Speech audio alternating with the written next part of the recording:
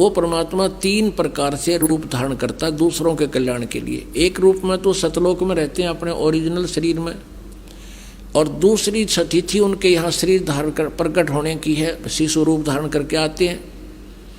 और तीसरी यह है कि वो जब चाहे तब प्रकट हो जाते हैं अन्य रूपों में। गरीबदास जी कहते हैं अनंत कोट अवतार है ये नौ चित में बुद्धि नासी, खालक खिल खलक में है 6 ऋतु 12 मास। के उस परमात्मा के तो अनंत अवतार है, अनंत बार यहाँ प्रकट होता है, असंख्य बार। और ये 9 चित्त में बुद्धिनाश, यानी बुद्धिहीन लोग केवल 9 ही अवतार मानते हैं, और वो खालक खेल खलक में, ये इन 9 अवतारों को ही भगवान मान रहे हैं।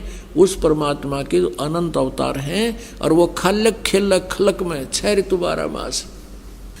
और भगवान क्या बताते हैं, जहाँ जन की महिमा सुनो ता मैं गवन करंत, वो तो नगर निश्चिंत बसो जहाँ मेरे प्यारे संत। अब जो वेद बताते हैं वो परमात्मा गति करके आता है, और हमारे आध्यात्मिक यज्ञ में आता है, आध्यात्मिक अनुष्ठानों में भी वो गुप्त रूप में रहता है और अच्छी आत्माओं को आकर मिलता है।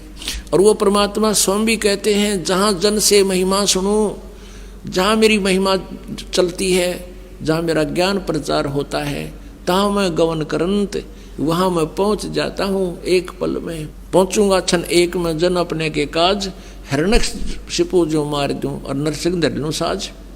तो यहाँ परमात्मा कहते हैं जहाँ जन से महिमा सुनो तहाँ मैं गवन करंत, वहाँ पहुँच जाता हूँ गति करके।